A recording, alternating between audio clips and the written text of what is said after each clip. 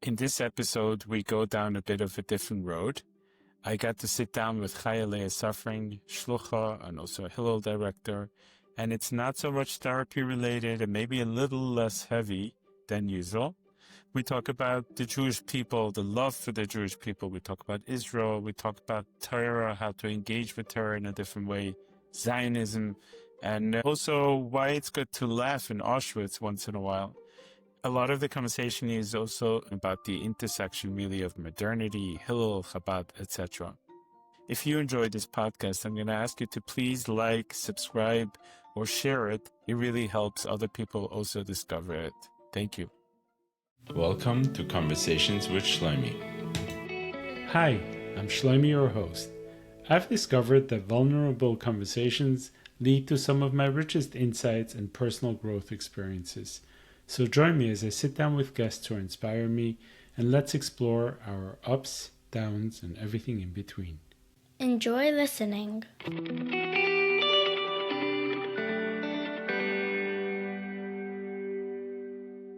Today, here on Conversations with Shloimie, I get to sit with Chaya Leah Sufrin, someone who I know a little bit personally through her sister and her husband. They're good friends of ours.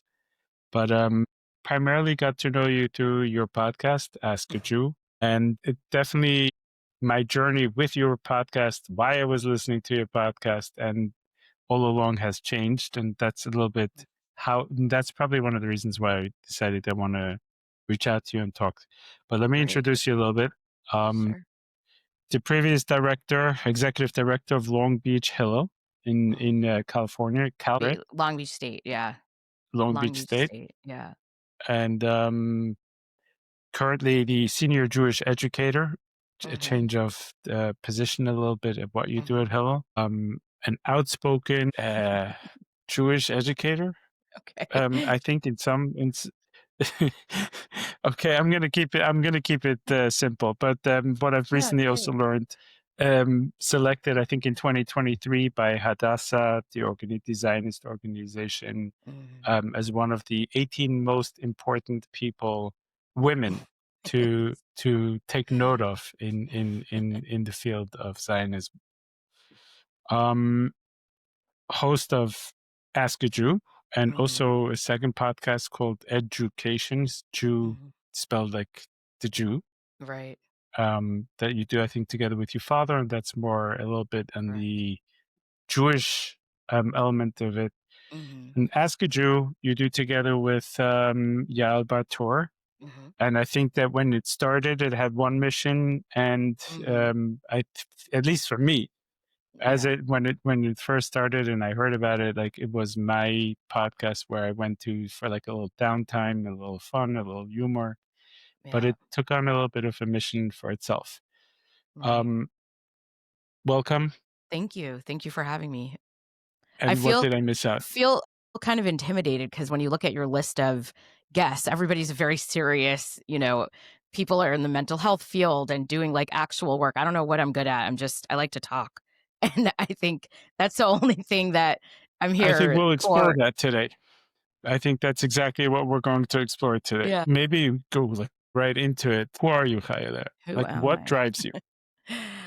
Oh boy. Okay, so I'm 45 years old, which I don't know why I always feel like it's important to say how old I am, but it does put a lot of a person into context with how old they are. I grew up on Shluchas with my family in Long Beach, California for most of my life. So very, Chabad family, very rooted in Crown Heights and the community, my grandparents, my broader family, and, got married, started a family, worked in the Chabad school here, and then sort of in 2020, which isn't that long ago, 5-6 years ago now, just started this podcast, became friends with a group of people that were so out of my world, out of my comfort zone, met people online, started this whole kind of new community of friends and people that became like as close as family, and so my friend Yael and I started this podcast called Ask a Jew, which has taken on a life of its own, and has really kind of changed my life. But also my life is just a regular, I have 4 boys, raising them. They're all, went through the yeshiva system, and we've continued to be, part of the shul here in Long Beach, my father's Chabad community. I teach at the campus. I run Hillel, which is another interesting part, which if you want to get into, because Chabad and Hillel are definitely not always on the same page or ever on the same page. And I'm sort of this Chabad person in Hillel, which is an interesting part of my identity. But I've always liked to live between two worlds. I love being in the very rooted world of Chabad and Hasidus and Judaism. That's like my comfort space. But I also really love being in the world, the broader world, and especially the liberal Jewish world, where they don't have a lot of people in shaittels, kind of talking about the world through our eyes. So it's an interesting line to skate, and it definitely it's bumpy sometimes personally and for my family, etc. But that's really where my comfort zone is. So I continue to sort of live in that space. Just a quick thing. You started the podcast in 2020? No, it's a little later than that. Well, we were doing a lot of other stuff before we officially started the podcast. I don't know if you remember, there was because of COVID, they started this app called Clubhouse. Do you remember? Were you ever on Clubhouse? Yeah. No one Is that remembers still a it. thing? No. No, I think it was more I don't think COVID so. thing, right? Yeah, but we started immediately when that started. We were on there already, kind of building community on there, and so that was right in 2021, and then the podcast started, I think, in 2021 or 2022. I don't know. I think we're 4 years into it. Yeah. And you met on the fifth column in the fan club of the fifth column? Yes. Yeah. Yeah.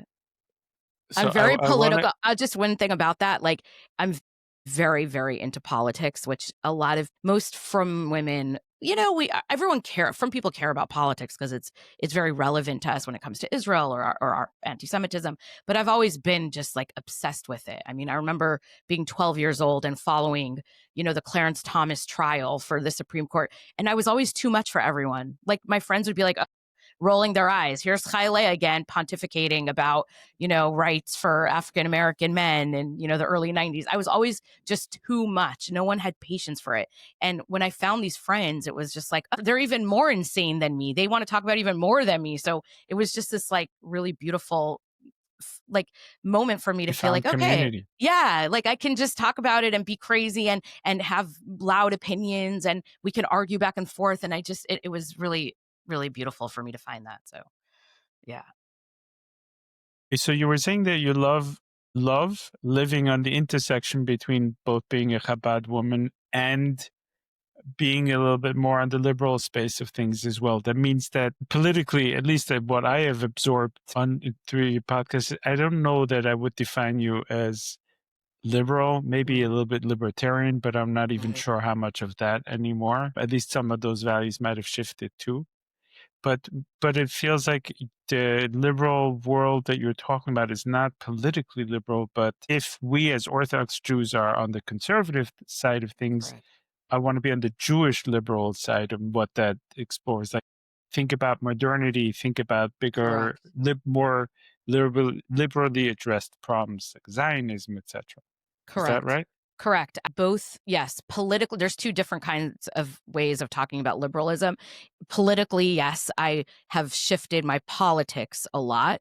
I wouldn't say I'm a conservative politically. I'm not a Republican, but I have shifted a lot, obviously, probably in the last 10 years, but certainly since October 7th, a lot of things have changed politically. But when I say the liberal Jewish world, I'm talking about the non-Orthodox, or even far kind of modern Orthodoxy, because that's really what I live. That's the world I live in, right? It's the Hillel world. It's being part of, learning cohorts with Reform and conservative rabbis and lay leaders and educators, and thinking about what's going to happen to American Judaism. We have Chabad. We tell a story in Chabad, which is a beautiful story, and actually one that's very successful right now in many ways. And I feel like Chabad feels like they have the wind beneath their sails and things are really going well for Chabad. But there's a huge part of the Jewish world that is completely disconnected from any of that. And that's sort of the space where I'm spending a lot of time in, and I got to do a lot of like even Torah study in ways that I had never been exposed to, right? I mean, I went to places like Hartman, the Shalom Hartman Institute, which is like a liberal Zionist think tank, and places like Pardes, and these are most Lubavitchers would be like rolling their eyes at these things. And in the beginning, I was, to be honest, it really like it was very, very uncomfortable for me in a lot of the spaces that I was in. But over time, I've realized like my voice there is so, I think it's really important. I mean, I really think that they need to hear from someone like me who can talk the way they do, and, share the language that they use, but also come with the values that we were raised with in the frum world, and for them to see that, because they're really, I hate to be broad and say they versus we, but for this purpose, like they're experiencing many challenges right now, and many of the challenges they're experiencing we have the answers for.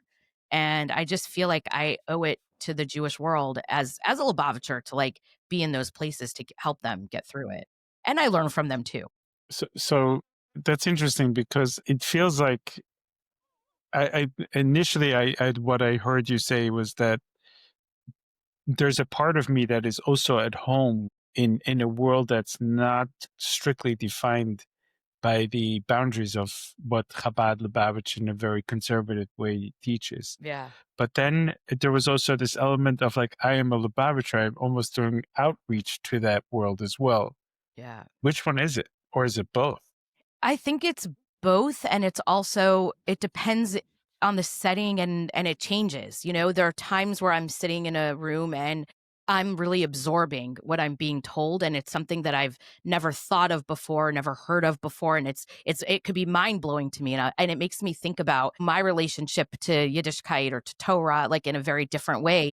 And many times now, especially years into it, where I feel more confident, many times it's me saying, well, wait a second, like here's an alternative way of looking at this. Or, the Rebbe says, this or that. In the beginning, I was more uncomfortable to share as much because I felt like I was a guest kind of in their space, like I was invading their space.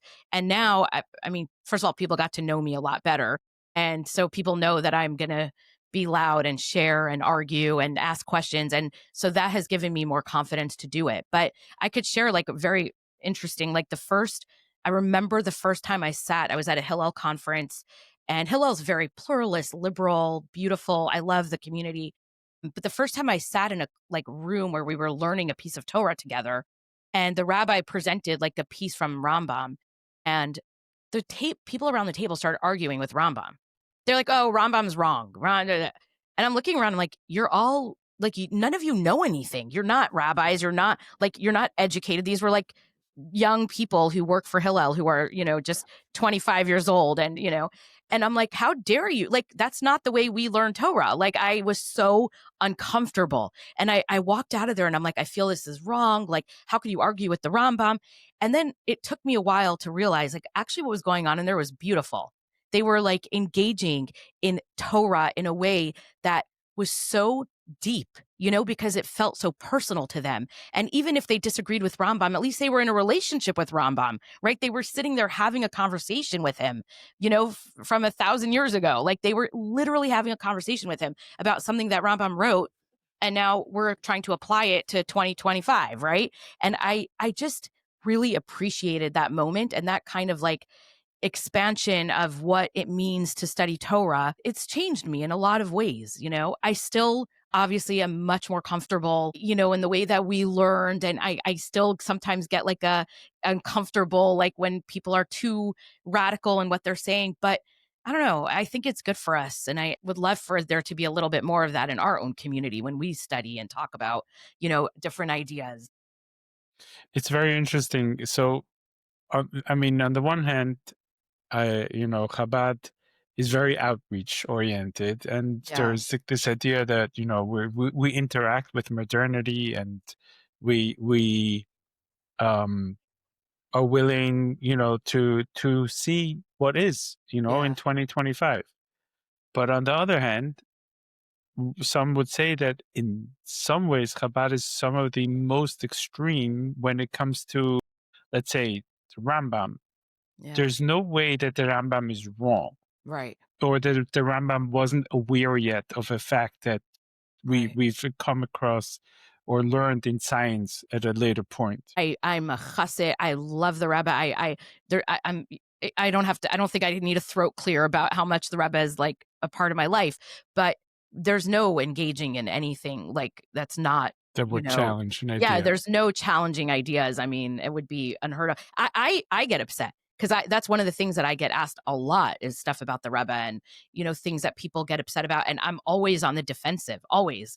And then sometimes I'm like, why am I being so defensive about this? Like the Rebbe, first of all, doesn't need me to defend him, but also like it's okay if we have questions about these things. Like I think it's good for us to engage in some of these conversations. And I know people are I'm going to say something maybe radical for people, but the world has like drastically changed in 30 years, and yes, Torah is eternal and the Rebbe's words are eternal. And I do believe that, but we've changed a lot. I mean, we as Chassidim and the world has changed. And I mean, just the technology and social media, I mean, all of it has played such a big part in who we are and the way we're raising our kids. And I think like it's important for us to be asking some of the questions about like, how do we engage with the Rebbe's teachings in a way that just feels more authentic for some of us, and for our kids especially. Yeah. I remember, like, for myself, like, when someone would come along and say, I was reading this week's Torah portion, and, I had this thought. My initial reaction is like, who Yeah. you? Yes. Like, how Yeah. dare you have a thought? Like, what, you thought that there's the giants that tell us how to think about this. Right. Um, Right. going to the Shalom Hartman Institute, that's Mhm. first of all in Israel, or is it Yeah. online? How did you attend it? Uh, so I got a fellowship. I did a 2-year fellowship with them where it was a group of Hillel directors, and we were in a cohort, and we spent 2 years basically learning together every month online on Zoom. And then we went to Israel twice for 10-day seminars, 2 summers in a row. And then we went to New York one time for a week seminar. So we spent a lot of time in person and a lot of time on Zoom. And it was mostly like, it's a combination of thinking about Zionism, but also like the relationship between the Haredi world and the secular world in Israel. We spent a lot of time thinking about that and trying to understand how that can work in a democracy. We would take like very specific situations in Israel. Like, we, for example, one day we went down to Bar Ilan Street, which runs through one of the most Haredi neighborhoods in Yerushalayim. And obviously the community there wants to have it closed all Shabbos, but the seculars, people who live in Jerusalem need that road to get out of the city. How does a government, a liberal democracy, I mean, liberal in the sense, not conservative versus liberal, but a democracy, like how do you deal with that? And so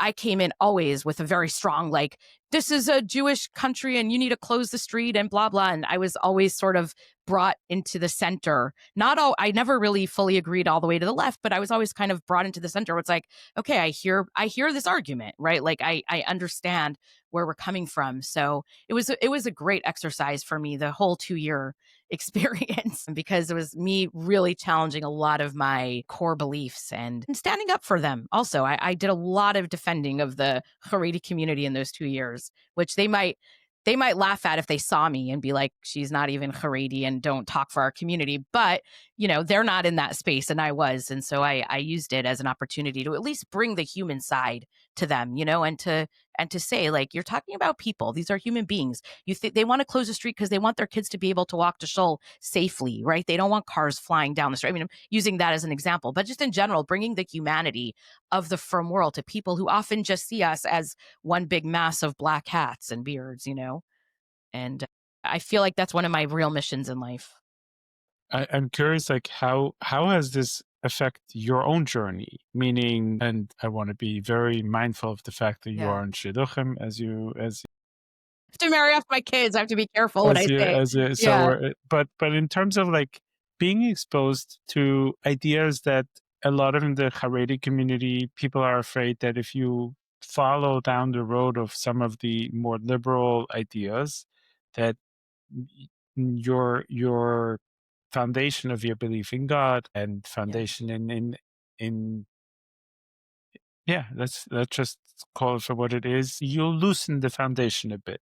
Yeah. Have you noticed that for yourself? And also having to defend kind of the Haredi community, has that in some ways also cemented and brought back the value of what the Haredi community is also trying to uphold?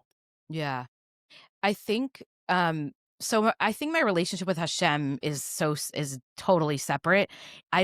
I've had ups and downs in that area. I don't know, sometimes that's we could do a whole nother podcast just on faith because I don't even know how to talk. I really don't know how to talk about it, honestly. It's something that I've just never been comfortable talking about. I've always been just deeply in love with the Jewish people and with Torah and with Israel. And I know that sounds weird because obviously Hashem encompasses all of that, but it's easier for me. I'm just a simple practical person, and so like the kind of spiritual loftiness of like theology and faith, it's just hard for me to really think about it. It puts me, I know this is a terrible thing to say, but it kind of puts me in a bad mood when I start analyzing like, sort of that relationship. I don't know if that's a defense mechanism or if it's something that I've just developed over the years, but I love the Jewish people and I love Israel and I love the Torah. I think it's just we have been given the greatest gifts. I feel every day I'm like I literally say this every day to different people, but I can't believe that out of the 15 million people that were selected to be Jewish on this planet that I was one, and I take that very, very seriously. And we're such a small people and I want everybody to do as much as they can, for our people. Defending the Haredim has had I think, a tremendously good impact on me because I spent many years being embarrassed of the frum world, honestly. I grew up on shluchas, and I'm going to be very raw and honest. I was always very enthralled with the outside world. I thought everything in the outside world looked amazing, and it was stupid. It was from movies and TV and from reading stupid books. And I thought as a teenager, everybody's going to prom with the most handsome football player, and I'm this loser who goes to this girls' school that doesn't have any fun, and I really, really believed that everybody in the outside world was having this glamorous life, and we were this, poor shtetl people who can't like move past it. And I sort of suppressed that as I got older a little bit and I got married and I love the community, whatever. I sort of suppressed it, but it was always kind of there, and over time, I have completely shifted my whole opinion on that completely because I realize, I mean, it's nonsense. The world is made up of people who are sad and lonely, many of them, who are searching desperately for meaning, family, community. And we, with all our problems, I'm not naive and I also don't like to sugarcoat. We have plenty of issues in the frum world, things that we should be talking about. But one of the things that we just have built in for us is this absolute purpose and community and family, and the things that no one in the outside, they're struggling, trying desperately to find it, and we have it, right? Also, one of the things that I realized about the Haredi community is when I had this realization that they're not evil, right? The frum world is not evil. They're trying to, they, what happened to the frum world after the Holocaust is an incredible story of resilience and survival. I mean, we were almost decimated after the Holocaust, not only by the people killed in the Holocaust, obviously many, many Hasidim were destroyed, families and towns and communities, but before that, with the mass immigration to the United States, we were decimated in another way, right? With intermarriage and assimilation. And so the beginning, the middle of the 20th century was really a time where the Jewish people, like who were we? Right? Where were we? What would have happened? And if you look at the world of the Jewish people today, I mean, what a story, right? And so the Haredim have chosen, I think, in many ways to keep their communities as insular as possible, as tight as possible, with many rules that didn't really even exist before, right? I mean, there's many rules in the frum world now that our great grandparents would be like, what? We didn't, that wasn't part of how, It wasn't our part life. of our program. Yeah. And now I feel like we're more, but look at the success, right? And so I couldn't see that before. And that's something that I really appreciate today. And, moving into this new part of, that we're a quarter of the way into this century, It's going to be interesting to see how it changes. I mean, the Haredi world is different today. There's a lot of affluence. The Haredi world has, it's grown. I mean, the towns and communities and centers are shifting and demographics are shifting. And, it's going to be interesting to see, because I don't know how tightly they'll be able to really hold on to what they were able to before. And I hope it will be for the better. I mean, I'm trying to be optimistic that it will be good, but being there to defend the frum world has been good for me. It's been much better for me. And I've always done better. I'll just say this. I don't know if you can relate to this, Shloimie, but like, I have always done better being the most frum person in the room. When I'm the most religious person, like, I actually shine. Like, that's when I'm like proud of who I am. It I speak activates it. a part of you. Yes, I like to be. Yeah, when I'm in the room and everyone else is from, I like to be different. So I feel like I rebel against that. So it's probably better for me to be around people who aren't from. David Bashevkin, 1840. Do you listen to his Yeah. podcast? Yeah, I do. Because I feel like some of the themes that you're touching upon of like the Jewish people, Amcha Yisrael, he calls it, Yeah. and the unity, that we need to go beyond our Haredi yeshivish or from world to understand what world Jewry is, and to kind of pretend that other parts aren't there or not important or aren't real or aren't part of world Jewry, has this devastating effect of ignoring what the 13, 14 million of the, or Yeah. I don't know how many of the Yeah. millions of Jews that are actually in America. Yeah. Yeah. So to answer the first question I asked, I think you're saying you are about the Jewish people, about Yeah. Israel, Yeah. and about passion in those spaces. Yes. And Yes. your journey to the theological part of it is more through the very practical element of being Jewish, being proud in our Jewishness, Yeah. proud in our connection. Yeah. Yeah.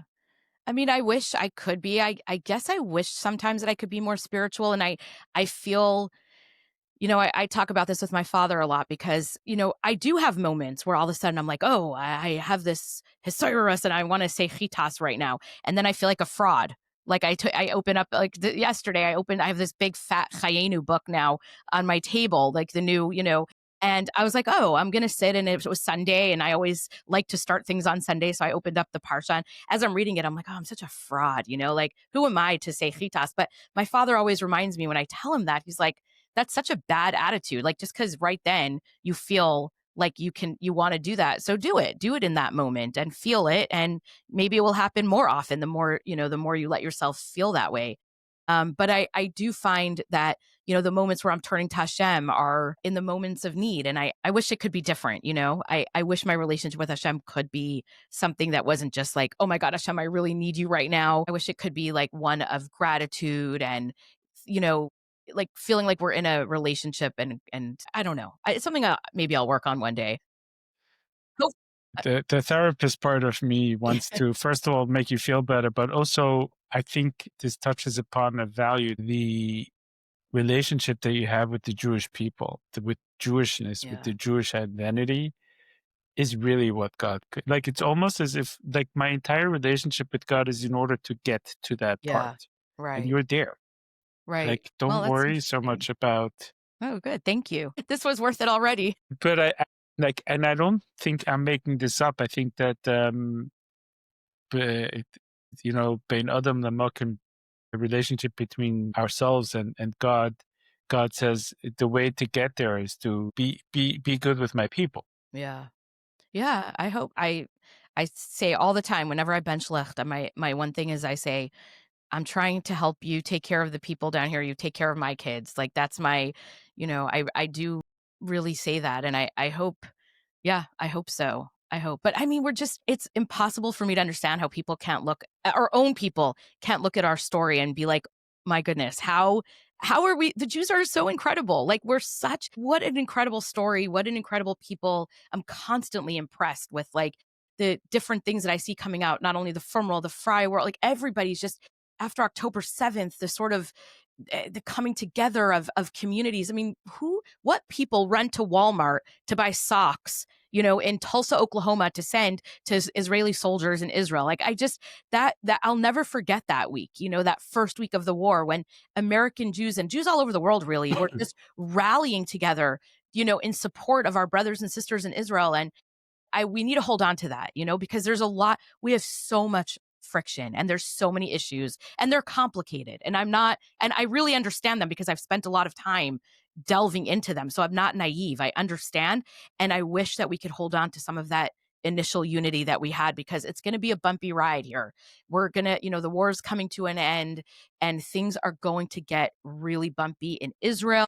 And here in the United States, we have such a division amongst American Jewry here. I mean, you could see from the election in New York, 30% of Jews voted for somebody who the other 70% of Jews feel is a danger to their life, right? I mean, that's a real conversation that we should be having. What does that mean? What does that mean if we want to talk about Jewish peoplehood?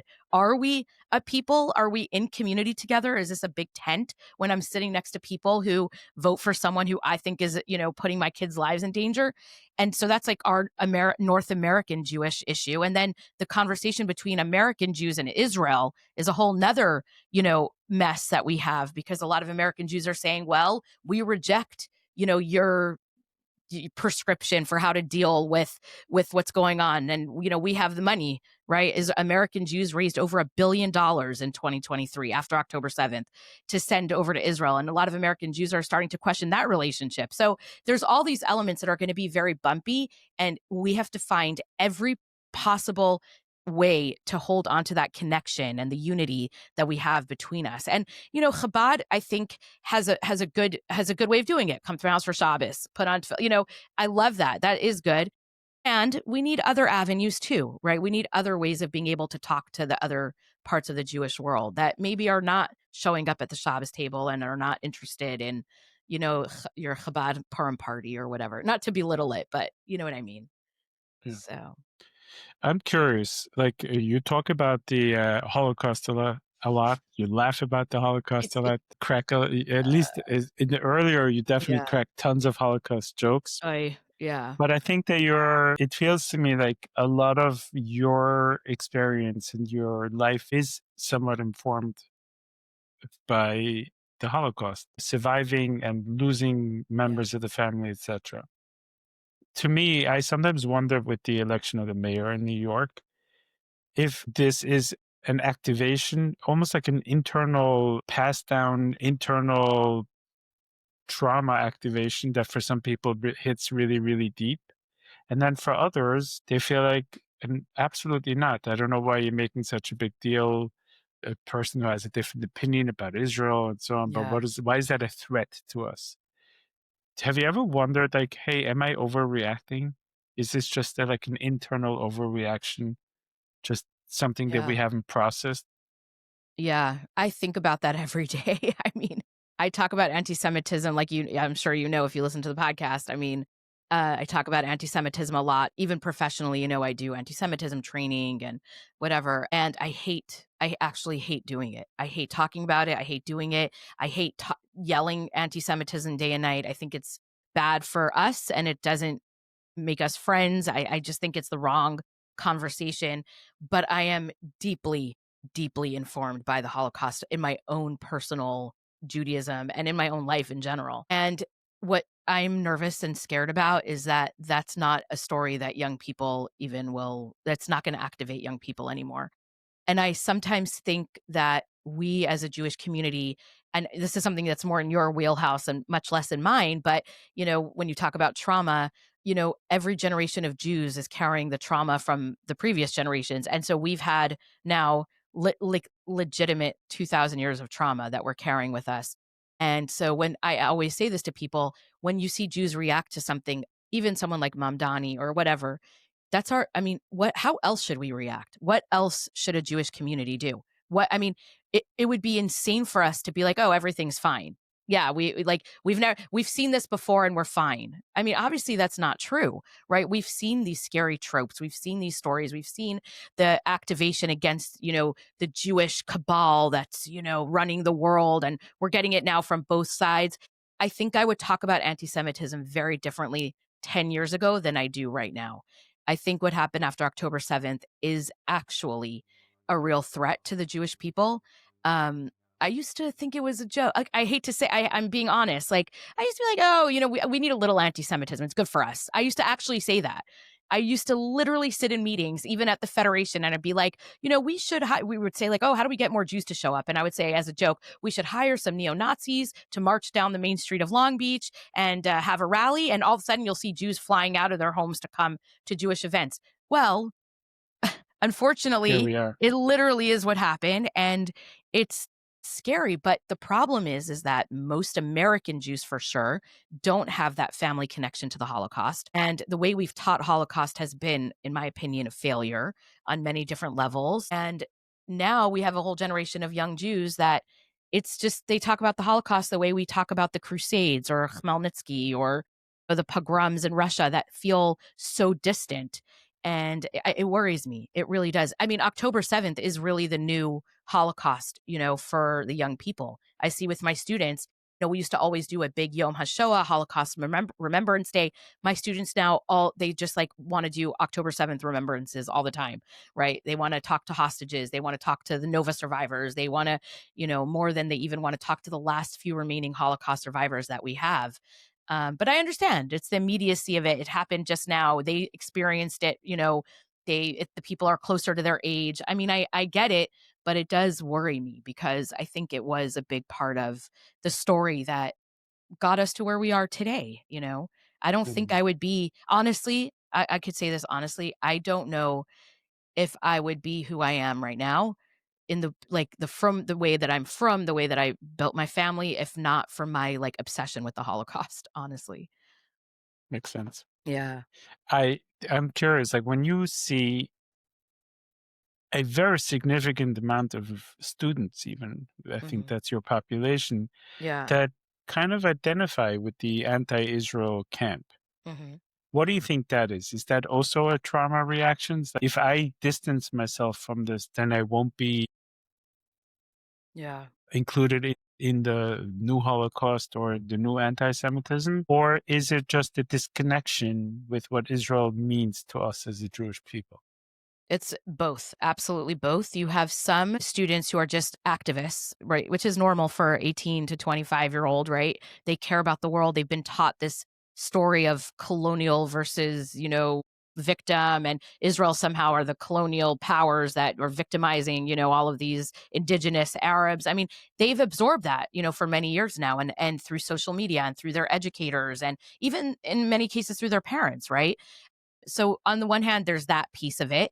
And there's the social capital, right? So if you're going to campus and you are LGBTQ and you want to be part of, that community on campus and they're very radicalized about what's happening in Israel and Gaza, well, then you're going to join that crowd, right? To be a part of that.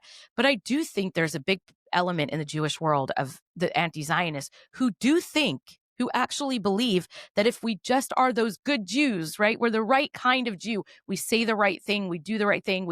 We believe the right thing. Oh, they'll love us and we'll be saved. There definitely is that idea. And I sometimes, honestly, you cannot get more Zionist and like I am, how I am. I'm so like right-wing Zionist, but I do find myself sometimes, even me, with all of the, like, I can tell you facts about Israel and I could argue every case, but I find myself even in some spaces where I'm like, wait, should I not say something? Like maybe I should just nod, right? Let me just nod right now so that they'll think I'm on their side, right? Let me nod when they're talking about like, oh, indigenous people deserve, and I'm just like sitting there nodding. And then I'm like, why am I nodding? This is nonsense. Like this is actual nonsense, right? And so if it's hard for me it to be in that kind of space with everything that I believe and know, imagine what it's like for someone who doesn't have that, foundation, the scaffolding to be able to think about it differently. But I will say one thing where I differ from many of my Hillel colleagues who want to have, and even I actually differ with Chabad on this too, which is like, we're going to bring everyone in. We don't care. We're going to have this wide open tent. Anybody who wants to put on tefillin, anybody who wants to light Shabbos candles. I actually reject that because I do think it's important for there to be a price that a person has to pay for having dangerous and bad ideas. I do think so. Mm. And it makes me very uncomfortable. This week I saw a picture of someone putting a Lubavitcher putting tefillin on with someone who is a radical Sinai Yisrael on Twitter. He's an awful person. And I thought to myself, if you want to put tefillin on with him privately because you think it's going to, maybe touch his neshama, everything, they're 100 beautiful. But to post a picture of it is a smack in the face to the Jewish people, in my opinion. I think it is abhorrent. I think we need to have a boundary that says that you can believe whatever you want, but this is where we draw the line of when you're accepted into our community. We've done it with Jews for Jesus, right? We don't have a pathway for Messianic Jews to be included in our community. We don't even let Messianic Jews go on birthright. A student who grew up in a Messianic Jewish home or Jews for Jesus, they cannot go on birthright. And I think we're going to have to think about what that boundary looks like for people who align themselves and speak about the Jewish people and Israel in a dangerous and hateful way. Does that make sense to you? No, what I'm thinking about is we won't walk into a conservative temple. Correct. Right. And here we are, in some ways, supporting people that are undermining. Yeah. Yeah. It's a question to think about. Yeah. Yeah. Yeah. I want to shift a little bit to Ask a Jew, the podcast. What was the initial mission statement, if you will, of Ask a Jew? Sure. So Yael, my co-host, and I, who became really good friends, come from two very opposite Jewish upbringings. I'm a shliach, I'm married, I have 4 kids, and she's only a couple of years younger than me. And she was raised in Tel Aviv, extremely secular. She's not married, she doesn't have kids, lives in Manhattan today. She went to Harvard, has this very nice resume, and she's very even successful. On this podcast, we have to mention that she went to Harvard. I said it as a joke, but yes, she loves mentioning that she went to Harvard. But, she has this very impressive resume. I've always had a chip on my shoulder that I didn't go to Harvard. So it was so we started talking about Judaism, and more than just Judaism, really life, pop culture, just anything, history, family, our self-help journeys, whatever, everything through our different lenses. And it was interesting. So people were saying to us, you guys should start a podcast and talk about it. So the very beginning, it was a lot of Yael kind of asking me as the religious Jew, about what was it like getting married? How did you date? What's sex like in the frum world? A lot of that kind of stuff, unpacking what it means to be a frum person. And then we were always very political because that was our common bond. And then over time, it sort of drifted, I guess, into different, we started having guests, and some of them were more political, some were less, some were different types of Jews and different rabbis. We brought on, a reform rabbi, a conservative rabbi. We had my father on a few times. And so in the beginning, it was a lot more about that. I think since October 7th, it's changed a lot because our world's changed, and we both became, Yael has a huge following on X. And so she became she was in Israel on October 7th, just happened to be. And so she started tweeting and she got a huge following. And my work on campus was really activated after October 7th again. So it all kind of led to us talking about Israel a lot, anti-Semitism. We try to throw in episodes that are not about those things as much as possible because I know everybody's exhausted. And I'm personally, I said to her this morning, we were chatting about an upcoming episode, and I'm like, I want to get someone in about food or healthcare. I cannot talk about anti-Semitism anymore. I'm so done with it. But that's sort of what happened. And we got a huge, after October 7th, our numbers just went way up because so many Jews were looking for a place where they could hear conversations like we were having, which were, just sort of blunt pro-Israel conversations that didn't feel like you had to be careful about how you talked about, the IDF or BB or whatever, so. Yeah, just from my own, I think I started with this, that, my good friend, our family friends, her sister started a podcast, and it was funny. And so for me, being very much immersed in the mental health space, it was when you can hear yet another psychology podcast, there was this podcast that we could just laugh a little bit and funny, let my hair down. That's how it felt to me initially.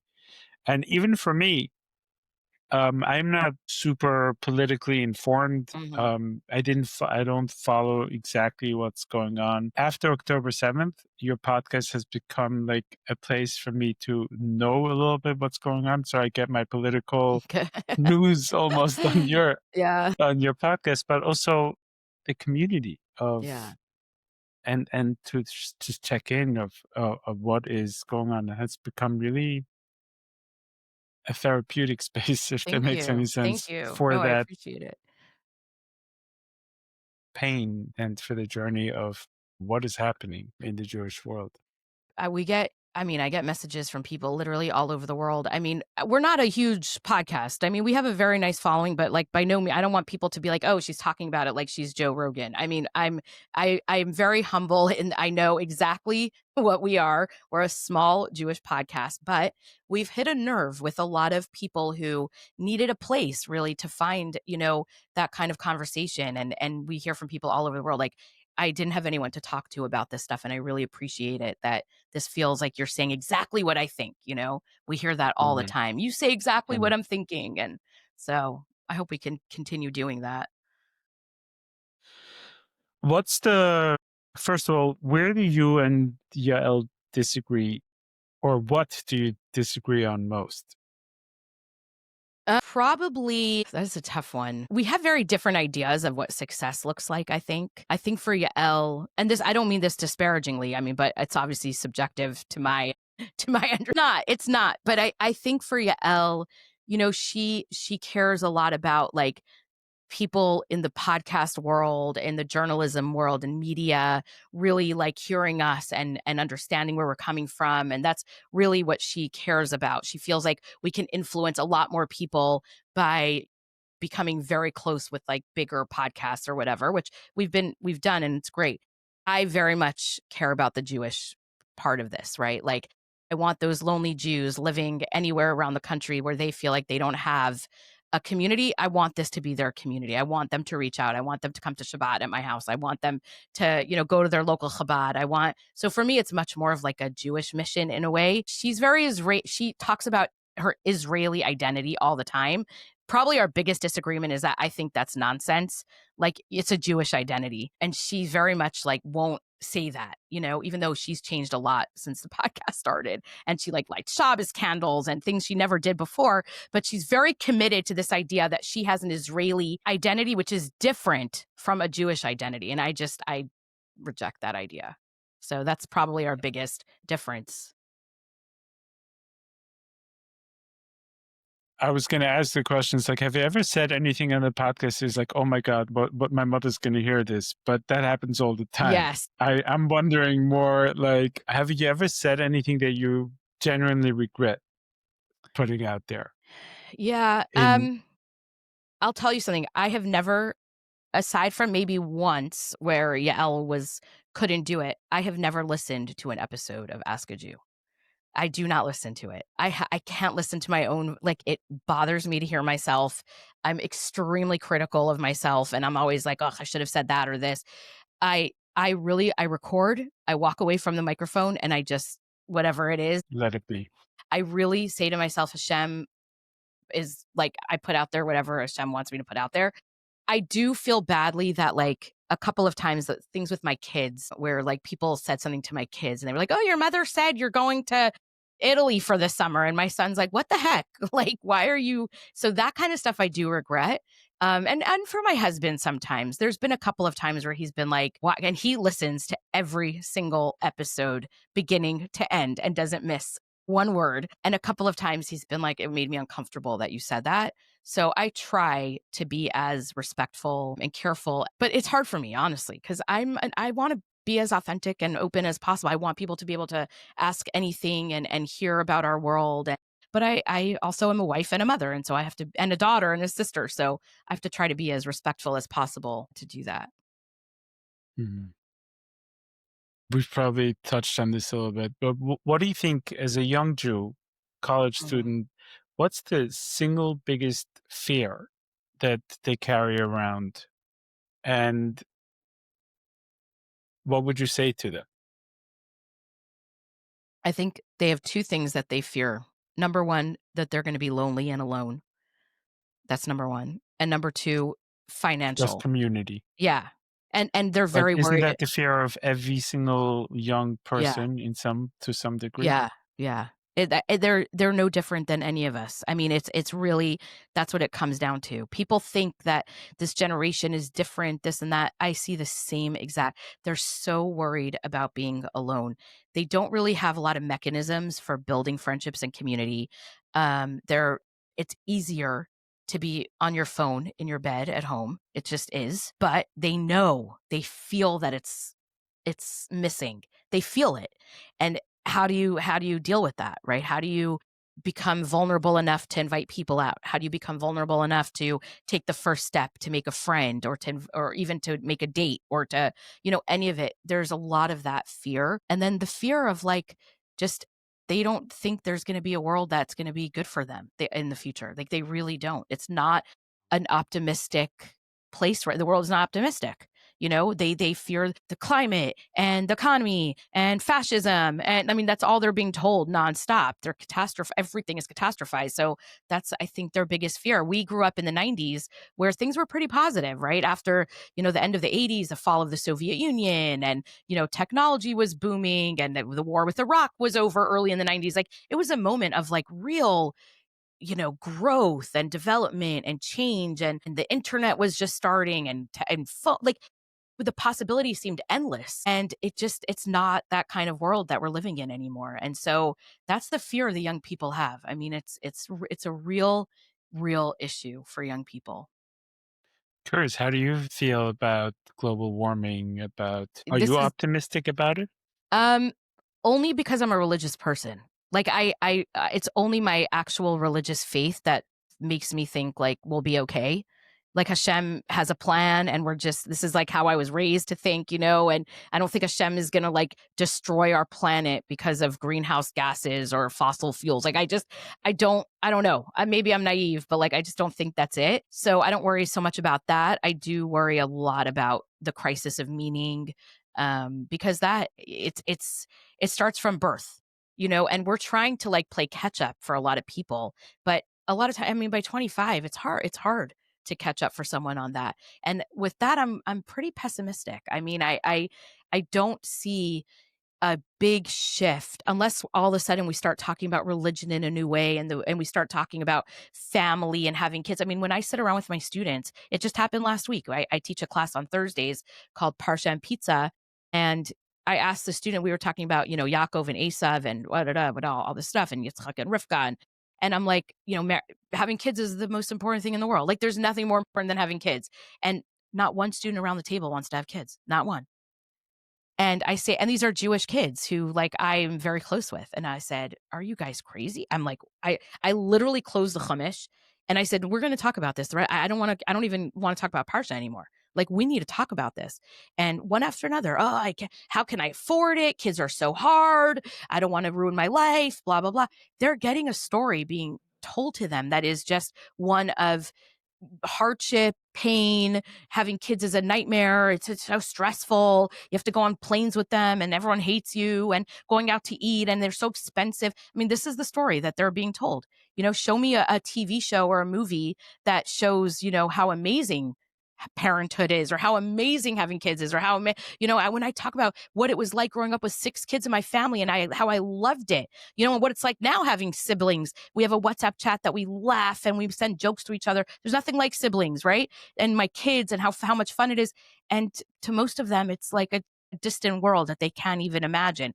That, to me, is our biggest crisis right now. Forget anti-Semitism, it's all important, and we should worry about all of those things, but we have to talk to young Jews about why, and young people in general. I mean, I focus mainly on the Jewish community, but everyone, why they should have kids. I mean, we don't even think to have that conversation in the frum world, because we're just taking it for granted that everybody's going to get married and have kids. But it's something that for a lot of young Jews is not a given. I am struck by the reasons you're giving for not having kids. You're for too expensive, too hard, it's going to impact my quality of life, etc. Yeah. I would have imagined that the argument goes, hey, look, I'm looking into the world. I see the rise of fascism, and I see anti-Semitism as a very worrying trend. And maybe I want to shift this to you. You're a student of history as well, right? Yeah. And Yeah.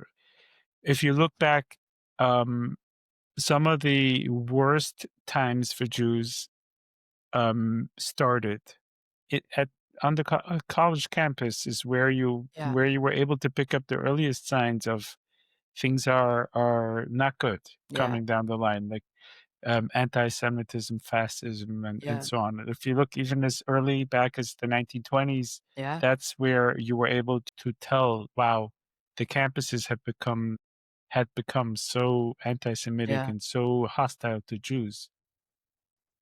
How do you feel about that? I really want to be optimistic about American institutions. I'm trying hard to be optimistic. I was at an event last night and they were talking about this. And, one of the speakers said, I have to believe that the American institutions are going to hold strong through this sort of bumpiness that we're going through right now. Europe was very different than America. The United States in general, I don't want to overstate it, but the United States was created on a set of ideas. It's not about a people, right? We're not, Americans can be any religion, any color, any ethnicity, whatever. It was based on a set of ideas, right? Of a liberal democracy, of representative democracy, of a constitution. And I want to be optimistic and believe that those things will hold and that there is a bright future for American Jews here. I think so. I think Israel has an opportunity now also to be a stronger country than it was before. We need leadership, right? If the right leadership comes along, I think we're fine, right? Am I concerned about it? Yes, I'm concerned about the leadership here. I'm concerned about leadership in Israel.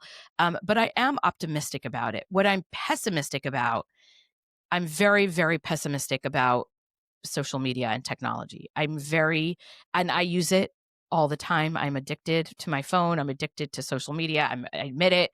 I'm not one of these people that's going to come here and say, oh, everybody should put their phone in a different room when they go to bed. I have my phone right next to my bed. I look at it till I fall asleep. I wake up and check it the second I open my eyes. I am the worst addict. And that makes me realize that there's something deeply troubling about what's coming down for the kids. And I I my one speck of optimism that maybe will grow into a bit of a flame of optimism is that young people are actually a slightly better at boundaries with social media than older people. And I think because they're native to it, they were born into it, they might be better at it than we are. And they might be able to say, like, this is bad. And maybe one day we're going to look back at social media like we look at cigarettes today and say, like, oh my God, how were people smoking when they were pregnant? Like when I watch an old TV show and I see pregnant women smoking, and I'm like, it's crazy that they were literally smoking. I'm hoping in 50 years or 25 years, even, they're looking back and they're like, can you believe that they had Instagram on their phones in their hand all day, every day? Like, how that's terrible, right? Like, so my little speck of optimism is that maybe that will happen. If that happens, I think we're fine. I think we'll be okay. Religion has proven over history to be, many times a force of bad for Jews, but good for people, right? And I think we have lost that in the last century here, like religious observance, not only in the Jewish world, but across the spectrum has gone down, church attendance, etc. There is a bit of a revitalization of that in the Christian community. If done right, it could be the best thing that happened to us in a long time. Again, if it's done badly and it becomes like a Christian nationalism, that's a disaster for us, and we should pack our stuff and run immediately, right? Like if it's the version of Christian nationalism that we've seen, that's the end of life here in America for Jews, honestly. But if it's done in a good way, where it just brings more meaning and community to people, I think there could be a good future here for us. If Chas v'Shalom Mashiach doesn't come, obviously. Don't want to. Hashem could change it in Big a second. disclaimer. Big Right. disclaimer. Do you remember people used to put on their wedding invitations? There was like a time where there were Lubavitchers putting on their wedding invitations, like the wedding will be in Ir HaKodesh, whatever. But if Chas v'Shalom Mashiach doesn't come, my wedding is at the Four Seasons in Beverly Hills. I always thought that was cute.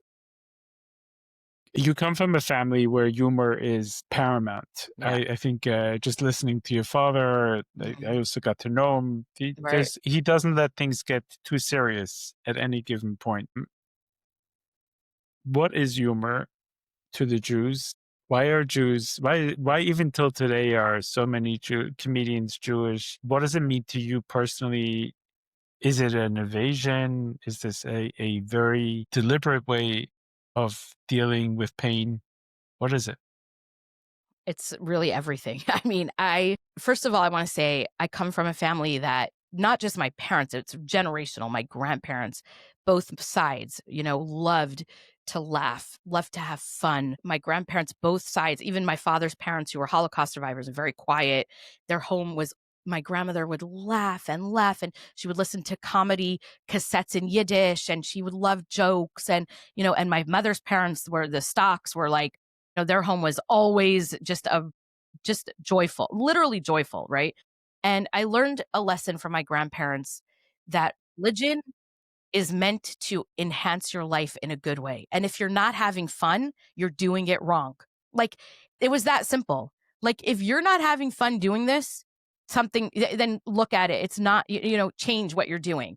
And I think a lot about that today when it comes to, I know it's a little off about comedy, but I'll get back to that because it's important. I think for a lot of from people, it's all about following the rules or being, doing what our parents did or whatever, but no one's having fun. Right? Like I think that's bad. You want your kids to be from, you want your kids to enjoy being around your Shabbos table or around the home. Like, it has to be a place where you laugh. Laughing draws everyone together. There's nothing in the world like sitting around the table and laughing so hard, tears are coming out of your eyes and your stomach hurts. I mean, it's just, there's nothing like it. And I know I feel extremely privileged and lucky that that's not hard for me, because I know that's hard for a lot of people. I used to think that everyone had it in them to be like that. And that if they just would like lighten up a little bit, they'd also laugh and have fun.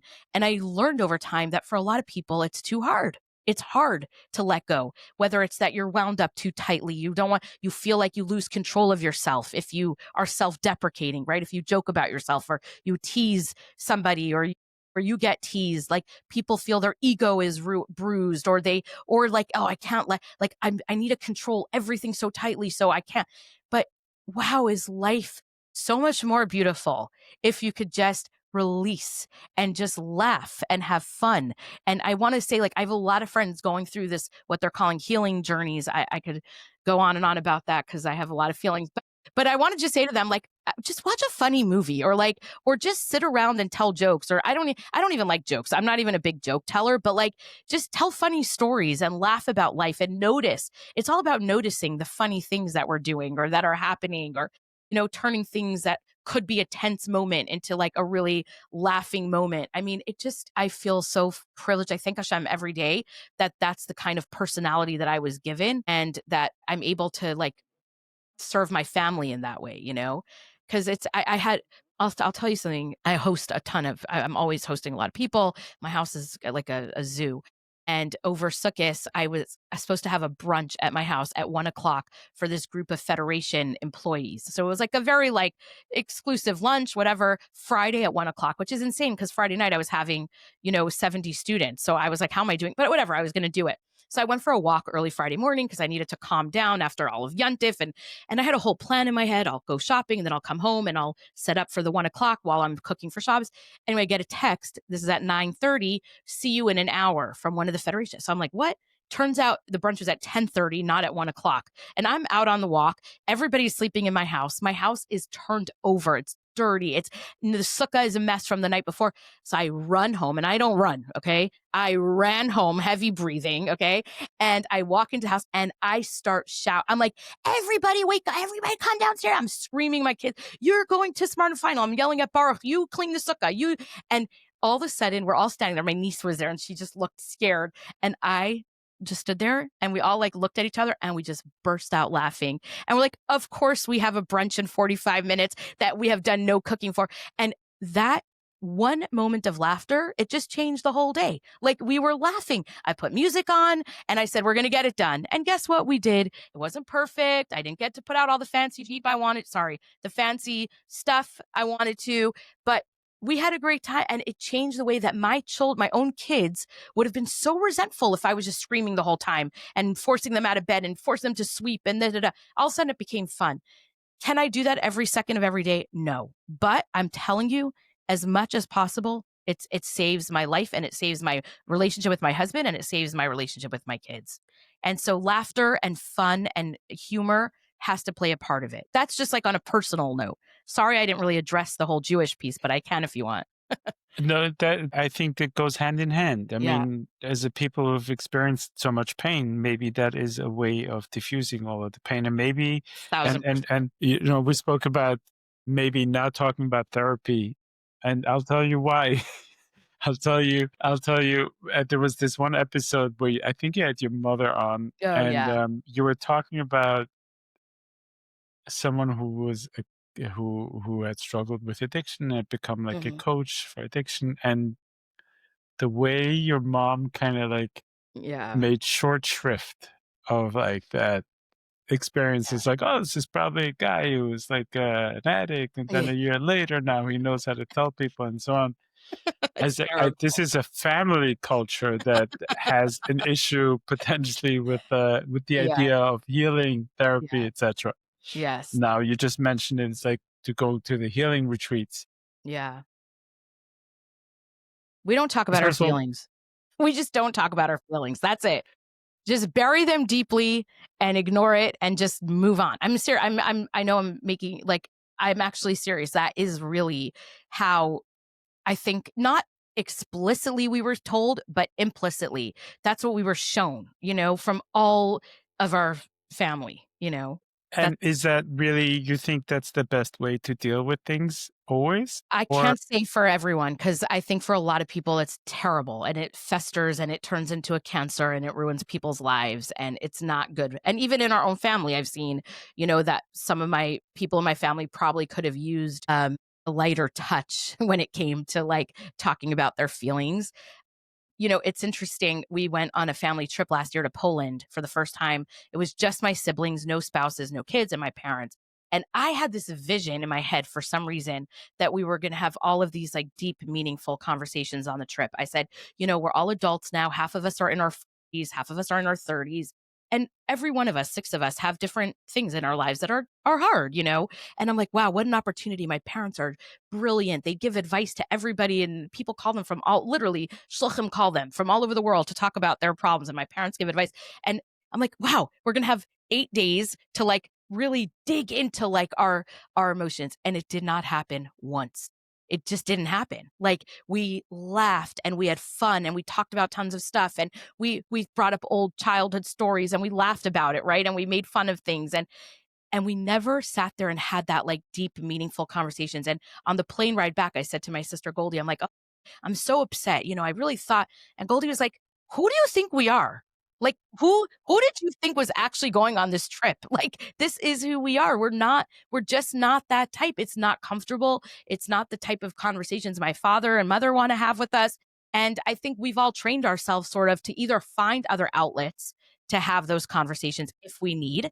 I have some siblings who do have, other outlets for that kind of stuff. And some of us buried our things deeply and maybe some of us don't. I feel like I just don't have anything really that I just don't have. I don't know. You're don't say laughing. that. Don't I say know, that. I No, know, don't I say know, that to a I therapist. know, Never I do that. know. I'm sure I have things, but the things I have, I feel like I don't know. I just do. I mean, I want to maybe look at it a little bit from yeah, another go for it. lens. And going back to that humor, the laughing, there is something deeply releasing or Yeah, cathartic. Yeah, cathartic. cathartic Yeah, which is to be able to laugh at yeah, life and its intensity and just saying, yeah, hey, it's all in good fun. yeah, for And sure. I'm wondering if, to some degree, maybe those conversations don't need to happen in a family that has the ability Yeah. to release in that way. I think you're right. I mean, it reminds me, I told the story. I don't know if you mind if I share it again, but I told the story on my podcast. But we were in Auschwitz, just quick story. And, my grandmother was in Auschwitz as a prisoner and her whole family was killed there. Going there was, I mean, it was deeply like, I mean, I've heard stories about Auschwitz my whole life from my grandmother, right? And now we're walking into the space that she was in and they brought us, it was a very cold, quiet day there. And so they brought us to the back, which was an area called Canada, where they have a lot of the old, they still haven't gone through all of the like people's stuff, right? And this prisoners would sift through. And that was what my grandmother did. So like, I know she was exactly in that area. And we went to where the crematorias were, and it was just deeply like, everybody was kind of quiet in my family, which is unusual. Everybody was sort of walking around very serious and quiet. And then at the end, if there was no one else around and we needed the bathroom, my brothers were dying for a bathroom and we had to find a bathroom. So they have bathrooms in Auschwitz, right? Like not from the time of the war, but like real for tourists. Okay. So we go in, and this is a bit of an interesting story, but my brothers all go into the bathroom and we're kind of waiting outside. And I thought like, oh, we're going to have some spiritual moment where, we're going to talk about Bubby and her parents, But instead what happened is that my brothers come out of the bathroom, and my family is a very short family, as you know. And one of my brothers says, the urinals were so high in there. Why do they make such high urinals, right? Like they're terribly high. So then my next brother comes out and he goes, Ma, I had to carry Yankee so he could reach the urinal, which is one of my brothers, right? And the 8 of us, I mean, we burst out laughing. We were crying from laughter. And we were standing in this space in the middle of Auschwitz, and we were laughing and laughing. And all of a sudden, all of us kind of like stopped, and we looked at each other, and my father said, that was healing. Like it was. It's like we're alive. My great grandparents walked into the gas chambers thinking that we were gone forever. Their kids were with them, except for my grandma. Like they thought our family's done. We're finished. And here are 8 people. We have, we're all married, Baruch Hashem. We have a lot of kids. We're all from, like, I mean, we have this whole family that exists, right? We're making Shabbos every week. We kosher, we wear shaitels. Like, I wish I could go. And I felt in that moment that we told my great grandparents that in that space. We're like, we're okay. We're okay. We're laughing. We're fine. You can like, don't worry. I wish I could like give them that moment before they stepped into the gas chambers. I wish I could tell them that, but it's true. It is healing. And we didn't need to have a conversation there. It wasn't necessary. Making me think. You're making me, you really are making me think. Yeah. I did have one other weird, if I could share one other weird feeling, because it's very not like me, very. But we went to say it quickly, but we went to the Lodz Ghetto, which was the worst thing we saw there, because my grandmother spent 4 years there. And we were standing on the platform where the Jews were taken and then put on, and they still have the same platform, and that the trains are still there. So the same trains, the same platform. And we were the only people there at the time. And I had this moment where I felt my grandmother standing there, like as a young woman. And I was like, Bubby, we're okay. And I felt like I was talking to her through time and space. I can't explain to you, Shloimie, how not like me that is. I don't understand. I'm not into quantum blah, blah, and even spirituality, but I had I felt it. I really, really felt like I was saying to my grandmother, Bubby, we're okay. We're okay. You're going to be okay. You're going to survive. Right. She didn't like, how would she know where she was going? So there was something, that trip was a very powerful trip, but I should probably go to therapy, huh? No, I actually, I because I think when you came back from the trip, I think you shared some of those feelings on the podcast. Yeah. But I'm really wondering, as a therapist who really is, we talk about feelings and we access feelings a lot. Yeah. It leaves me thinking about maybe there are other ways to access those feelings too. Yeah. And experience it not always in with like a somber tone, but maybe in laughter. Like being able to sit there or be able to stand there all 8 laughing and laughing is like, in some ways it's like the biggest smack in the face, if you will, to Hitler. It's like, no, we're laughing at all. It's true. I really, really, really feel that. I do. I feel that every day. I mean, my whole existence as a Jew today is sort of what you just described, right? It's just like, I am here and I'm not, you can't destroy us. And like, I live with that. Not going anywhere. Yeah, we're not going anywhere, and we're going to enjoy life. We're going to laugh. We're going to, I mean, look at the Jewish people the last 2 years. I mean, the pain, the pain that the Jewish people were in the last 2 years. We gloss over it sometimes, but when you stop and think about what happened October 7th and post October 7th, right, from every corner of the world and having hostages, yet people got married. We had brisson, we had bar mitzvahs. People went to shul for Purim and danced, and Simchas Torah. And even in Israel, I'm saying, like, this is who we are as a people. We're people of action. We just do.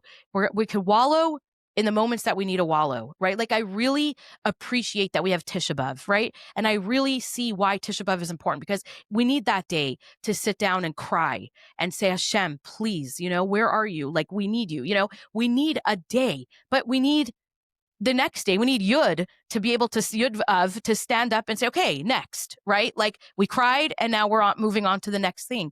And I think it's important. And I often tell when I talk to, like, a lot of people in the Black community, and who struggle with, like, how to deal with memory, right? Because they have also a very difficult history here in this country of slavery and all that. And I'm like, you need Pesach.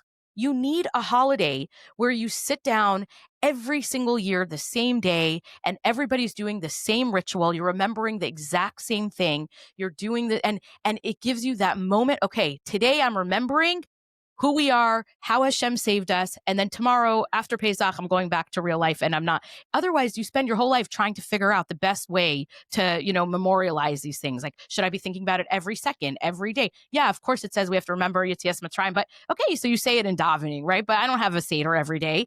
We have a Seder, we remember, we thank Hashem, and then we move on. And I think, like, it would really help people if they had that sort of time for wallowing and mourning and dealing with pain and trauma, and then giving yourself permission to leave it there and just go and live the rest of the time and not carry it with you.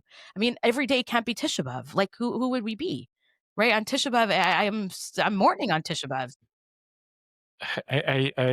So first of all, just to reflect, what you're saying is, if you had a recipe for people, disenfranchised people, let's say like Yeah, the Black community, yeah, you would say, guys, you need to institutionalize a day or a yes, period of yes, mourning of what correct, actually happened. But correct, that also gives you the ability to say, we mourned and now we can live. correct. I really believe in it. I Wow. really, really look at us. I mean, it's worked for us. Like, it has worked. It's something that, and I say this a lot. I probably said on the podcast, I don't know how many times I've said it, but I think we need a fast day for the Holocaust. Like, I would love the Rabbanim to create a fast day that all of the Jewish people are, we have a Sarah B'Tavis and we have this. I want a Holocaust fast day, because if we don't institutionalize something right now, look at us floundering to try to figure out how to memorialize the Holocaust. I mean, we built these huge museums, but that's not, I mean, that's not really getting to the root of our pain, right? I want a fast day, and I want to be able to sit down and cry on that day and say, Hashem, why, what did you do? Or please save us, or, whatever, and mourn for the world that we lost. The 6 million and the world. We lost a world. The Jewish world of Eastern Europe was destroyed, right, in the Holocaust. So I want to mourn that for a day. And then that way, the rest of the year, I mean, maybe it's a cop out, but I feel like the rest of the year I can say, okay, I'm reserving that day for that memory, and I can live. Rabbi Jonathan Sachs says a beautiful thing about memory versus history. And he says history is a story that happened to other people. Memory is something that happened to yourself. And that's what's brilliant about Pesach, right? We have a memory of Yetzias Mitzrayim because we do the same thing every year to commemorate it for generation after generation. Whether you're a Yemenite Jew, whether you're a Jew in Poland, we're doing the same thing, asking the same questions, eating the same food, and that becomes a memory for you. And you deal with a memory a lot differently than you deal with a piece of history, right? And so that's what I mean. I talk about it with a lot of people in the Black community and say, you need to memorialize, you make it a memory for you, and have ritual and time, and that way it's something that you can deal with in its own time, and I don't know if that makes sense for a therapist, but I think it works, at least for me, you know No, I hear it a lot. I'm curious, like, you're standing at the intersection of being Chabad from Haredi, as we Yeah, spoke about before, and also being a little kind bit of. enthralled and involved in the world of modernity. Yeah. Is is that part of a gripe because I think sometimes it is a little bit mine, and maybe I'm Yeah. projecting this onto you, that we have a term Gedalia, Yeah. which was for arguably for something less important to Jewish story and history, but we couldn't get together and figure out even a prayer or Yeah. a way of memorializing the Holocaust. Yeah. Like, why is that? Do you ever ask that question? This has been one of my pet peeves for years. And I have a new answer. I used to really be judgmental about this, and it bothered me tremendously. I would even ask it about the Rebbe. Like, why, when I was a teenager, it drove me crazy. Like, why don't we talk about the Holocaust more? Why didn't the Rebbe talk about the Holocaust more? I've come to realize, and not everybody's going to like this answer. I'm telling you right now, and if you're listening, I apologize in advance. The rabbis, and let's leave the Rebbe out of it because I know it's too hard to say this. They didn't know what to say. They just didn't know. They didn't know how to handle it. They were themselves struggling to figure out what to say and how to do it. So the Rebbe's approach, beautifully, was action. Okay, lights, camera, action. We're gonna rebuild. We're gonna let's just move. And Jem, and look how successful that's been. But there is an underlying pain. And I think, I used to have a lot of ex-Haredi kids come to my house for Shabbos, ex-Satmar, and all kinds of Hasidic kids who were drug addicts. And it's a long story why, because there was a healer here in Long Beach that a lot of them were going to, and they ended up at my house. And my husband loves to sing, and a lot of them have the most beautiful voices, and they would come here on Shabbos, and we would have 25 people singing and singing for hours, Yiddish, and it was beautiful.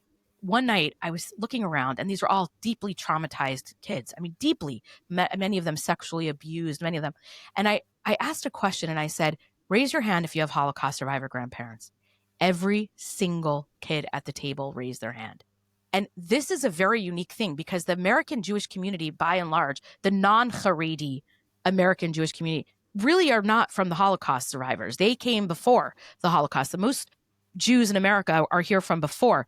The Haredi community in particular are the descendants of Holocaust survivors. And if you look at the trauma in the community, how much of it comes because it was never dealt with. There were no answers given. Nothing was ever said. We went through an entire educational experience where we weren't even really given language on how to talk about how does Hashem allow 6 million Jews to be you want to say it was because people weren't from, but they were from. You want to say it was because there was sinas chinam, but many people got along. I mean, like I could say a million different things. How? But no one, our teachers and our rabbis, in my opinion now, and maybe this is hard for people to accept, but I think they didn't know what to say. They didn't know how to talk about it. And now what's left to us, I think, as a generation removed from that, maybe we have to, in the Frum world, come up with the language around how to memorialize and think about the Holocaust, and more importantly, how to deal with the trauma of it. I mean, it's imperative, Yeah. especially in the Hasidic world, I think. And I want to expand it even a little past the Holocaust. Like, and again, I think you're in a master's program for history, or Yeah. you still Yeah. Yeah. on Yeah. hiatus? Okay. No, I'm back I in. If I you're back. pass, I don't know. We'll see. Okay. I'm wondering, like, once we codified the halacha and Mhm. the experience, I think there has been a much larger reluctance on behalf of the rabbinic authorities Yeah. to introduce something that is not based on the codification that existed. Yeah. Yeah. So therefore, like if the prayers don't have Right. room, so to say, for adding a new prayer for the Holocaust, Yeah. no one would be dare to go ahead and say, from now on, Yeah. every single, when we read the Piyutim or Yeah. Yeah. Shabbos before, we have to Right. also include Yeah. the Holocaust. Yeah. But imagine if Rashi said that. I mean, Uh, Rashi, like, imagine if Rambam said that. Imagine if Rabbi Yosef Cairo said that. Like, we need leaders who are not scared to say, okay, this is what we're going to do. And the problem is that we're so divided in the firm world. I mean, that's part of the issue. We're so divided, and we just don't have courageous leaders, really. I mean, that's I hate to say it But like you don't think historically there was always, like good Jews, there was always a division in some yeah. way? Yeah, I mean, there was. But somehow Rashi, I mean, I'm just using Rashi as an example because it's easy, but I'm sure you could pick a million examples. But I mean, Rashi didn't sit there and say, who am I to, add all of this? I mean, he changed the way we read the Torah, right? He changed the way you learn Gemara. I mean, there's nothing, we don't learn anything today without Rashi's input. Rashi didn't live 5,000 years ago. He lived 1,000 years ago. And so how did he have the courage to do that? And it means that we need people who are courageous to do that. I think the Rebbe the Lubavitcher Rebbeim were very courageous, I think, in the way that they talked about Hasidic philosophy and, the self, right? No, who else was really talking about that in the language that in a from language, like in a really based in Torah. I mean, that was courageous in itself. But I think from a more broad view of like what you're saying, like instituting new prayers or instituting new holidays, or there's just such a reluctance because I don't think we have the kind of unified body today that would approve it. I mean, when I think about a rabbi who gets quoted like across, let's say, even Jewish denominations, I mean, I could think of 3 people, I mean, Rabbi Jonathan Sachs, right? You'll hear a Chabad rabbi quote him. You'll hear a Reform rabbi quote him. But I don't know if the Haredi world, if they'll quote him, but how many rabbis can we think of? The only quotes that you'll hear across denominations are Hillel and Shammai and the Rambam, right? Like we need modern people who are talking a language or speaking a language that everybody can relate to. And it takes, I think this is an issue of courage, honestly, courageous Yeah. leadership. It really is that. And I'm wondering also if the introduction of all the other variants of Judaism, such as Reform, Yeah. Reconstructionist, and so on, have introduced this reluctance of like, hey, if we Yeah. were to add anything, like as the Chasam Sofer Absolutely. basically said, Chadash Aser Min HaTorah, means Right. like introducing anything new into our liturgy or Yeah. into our way of doing things is basically Yeah. it's a no-go zone. We don't do that. I know, but it's a pity. I mean, I my own father, who's very open-minded, very, for a Chabad rabbi, I would say very liberal-minded. I used to say for years, why don't you do the prayer for the state of Israel or for the soul? At least, okay, forget the state of Israel. I get the whole problem with Zionism, but what about for the IDF soldiers? Let's at least do the Mishaberach for the IDF soldiers. And for years, he would just be like, it's not, not that, and he loves the IDF and he supports them, but it was uncomfortable for him to add in a Mishaberach that. Guess what? The day October 7th happened, Misha Berach, and every single Shabbos since then. So some of it is also just inertia, right? Like it's just about things changing on their own a little bit, people becoming a little bit more comfortable. The frum world is so slow to like adopt anything that's like remotely different. And even though on the other hand, they're quick to make things stricter, right? Like, last week I saw the OU put out an email that all beer has to have a hechsher now, which is so convenient for the kashrus business. I'm so happy for them that they found a new revenue source, but they're quick to do that, but they're very slow on the other end, which is to say like, let's maybe make a change in this direction. I think a lot of, let's just take our own community. I think young Lubavitchers think about Israel in a very different way than our fathers and grandparents think about Israel. I mean, politically, and they feel much closer to the IDF. They feel more closer to the ideas of Zionism. They feel closer to the flag of Israel. I mean, even if we still don't use it, whatever, that's a whole nother podcast. We can talk about that. But the point is that things are shifting. I mean, they really are shifting. Yeah. So I think at the end of this podcast, we're both going to be branded nonconformists and heretics. people should read Mordechai Kaplan, and then they'll see how we're fine. Okay, Mordechai Kaplan, who was the father of the Reconstructionists, he tried to make changes within the world of traditional Judaism, and he couldn't. He just couldn't. And so now we have Reconstructionist Judaism, which is ordaining rabbis who are anti-Zionist. So we should be careful. We should do things that make sense.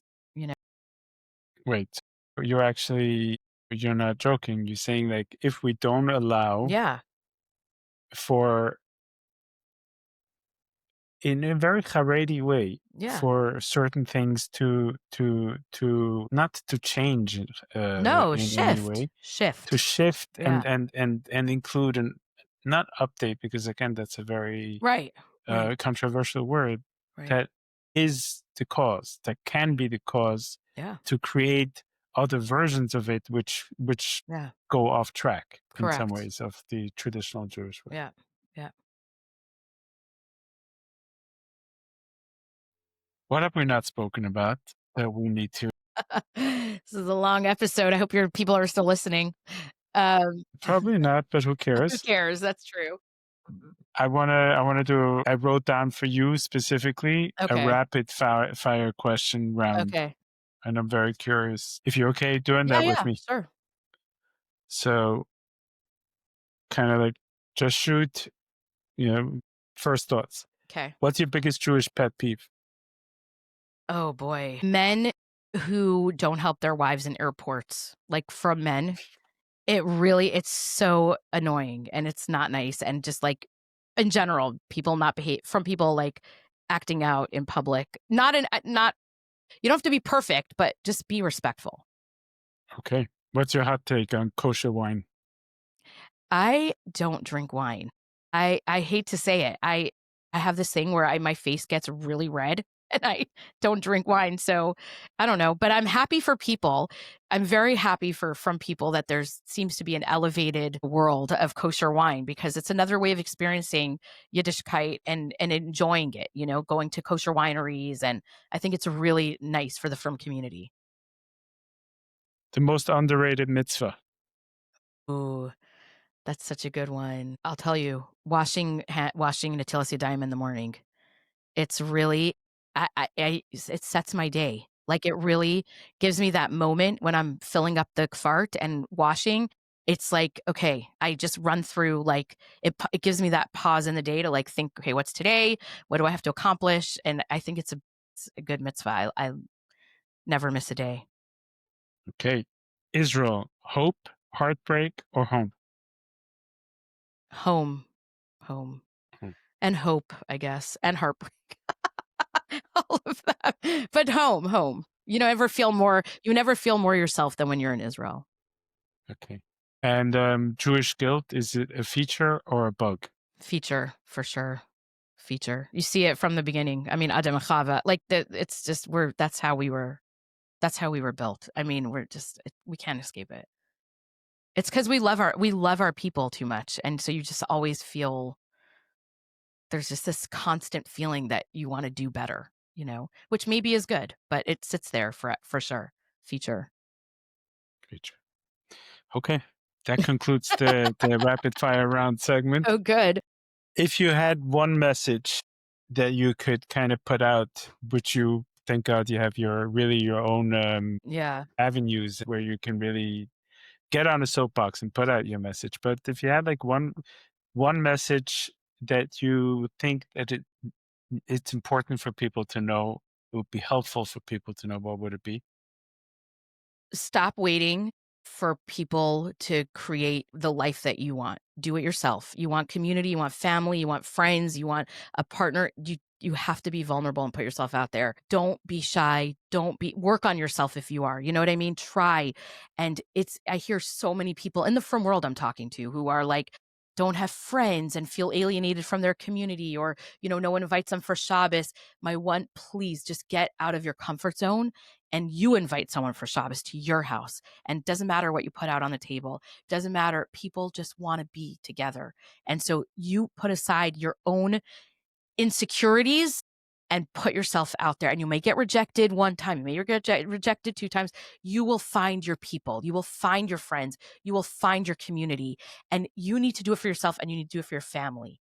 Don't have another Yontif meal that's depressing and sad and nobody wants to be there. Make it fun. Make it alive. Invite people over and change things up. I can't say it enough. Yontif and Shabbos are our lifeline. And I want to encourage people to really think about it differently. It's not about your tablescape and it's not about the recipe you make for your gefilte fish or your salmon recipe, because gefilte fish is so like old fashioned now. We have to have, fancy fish. Like no one cares about that. We want to be with people. We want to be in relationships with people, we want to be in community. So make it easy on yourself and just invite as many people over as you can. That's my message.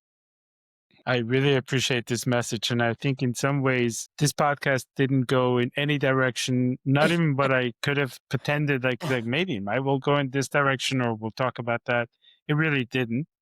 But one thing that came through for me very clearly is I think your love of the Jewish people, your love of the Jewish experience, Yeah. your urgent message of this is what we need to do, maybe even get away a little bit from the relation of our to intensify our relationship with God. Mm-hmm. The way we intensify our relationship with God is with the people, with Yeah. Israel, Yeah. with the Jewish experience, and honestly leaves me very inspired, Good. very inspired. Good. And Thank I you. thought this was going to be like my funny episode, and I don't know, I don't think it was that funny. Um, We'll have to do another and one, which will be funnier. I'll tell all my embarrassing stories and you can laugh. but I did actually, I really deeply appreciate it, and I know we are for an hour and 40 minutes Oh at my least at this gosh. point Yeah. Yeah. talking. Thank you. Deeply enjoyed it. I think I learned a lot and got to understand some more things, Thank you. and I Thank you thank you for for thanks that. for having me, Shloimie, really. I don't often get asked on from podcasts, so it's a nice opportunity for me to like talk in a way that's a bit different than when I'm, talking on other platforms. So I really appreciate it. Thank you. Thank you.